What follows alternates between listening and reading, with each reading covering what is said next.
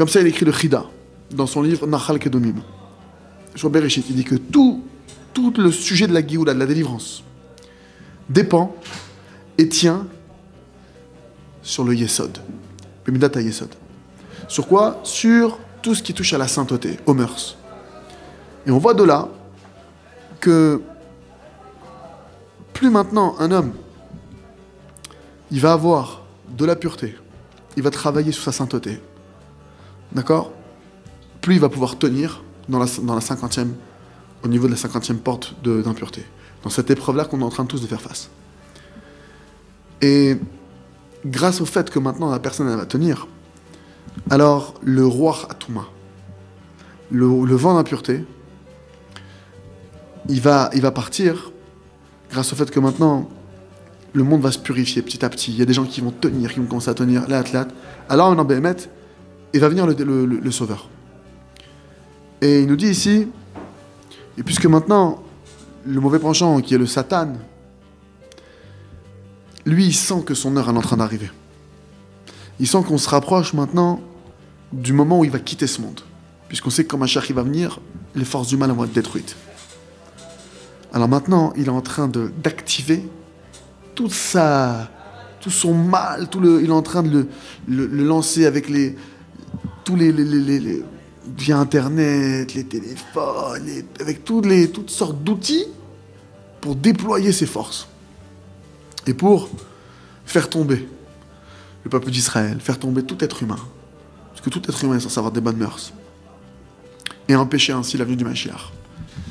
Maintenant, il faut savoir que notre maître Rabbi Shimon Bar Yochai, de mémoire béni, il écrit dans le Zohar HaKadosh que l'essentiel du mauvais penchant, qui est le pire, le plus grand, c'est le mauvais penchant de la débauche.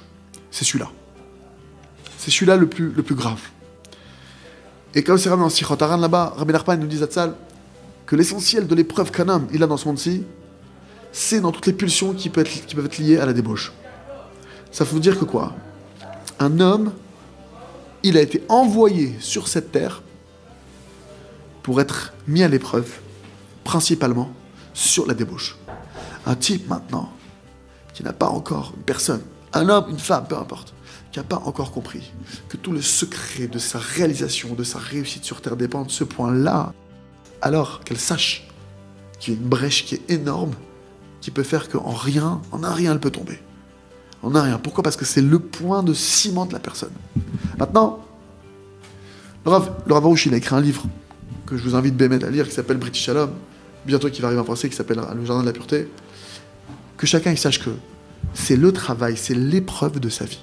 C'est le travail. Et que c'est pour ça qu'il est venu sur Terre. Sur le fait que maintenant, sur Terre, il y a actuellement un voile.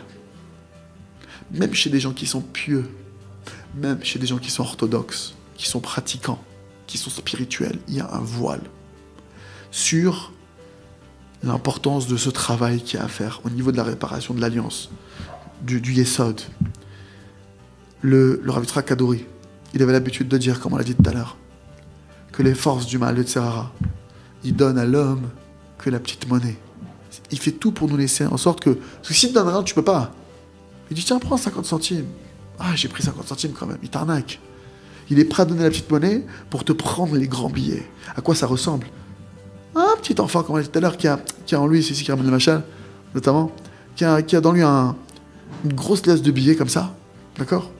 Il y a un rusé qui vient le voir et qui lui dit, petit, prends 1 euro et achète-toi plein de bonbons avec. Tiens, tout de suite, je te donne les bonbons. Va, tiens, avec ça, tu vas t'acheter tout ça. Et toi donne-moi par contre la liasse de billets que je vais faire, c'est du papier. Un petit vient de grand-papa, il dit, ah, c'est vrai, mes parents, ils achètent avec des pièces et tout. Genre des bonbons, c'est génial. Il est content, le petit. C'est quoi maintenant le Kesef Hagadol? C'est quoi les gros billets? C'est maintenant le travail sur la sainteté, sur la pureté des mœurs, la protection des yeux. De sortir maintenant de cette pulsion, de ces mauvais traits de caractère. Et c'est quoi le petit argent, comme on a dit? C'est tout le reste des commandements de la Torah, l'étude de la Torah, la compréhension de tout ça, comparé à la sainteté. Si tu dois les comparer maintenant, c'est sûr que ça correspond à de la petite monnaie. Pourquoi, encore une fois? Parce que maintenant, Un homme qui ne sait pas que l'essentiel de l'épreuve pour laquelle il descend sur terre, c'est quoi? Que le mauvais penchant, d'accord?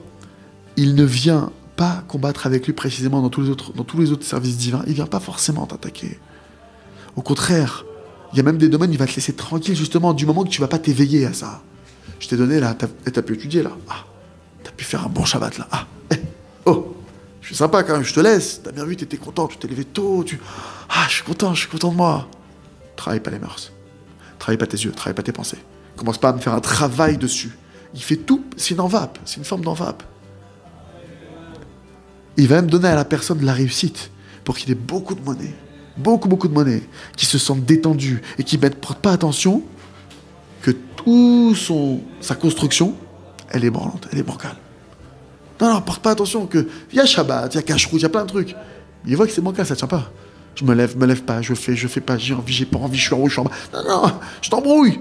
Pourquoi? L'essentiel, c'est que tu te mets pas à travailler sur le Brit, sur maintenant ce qui va toucher à l'alliance.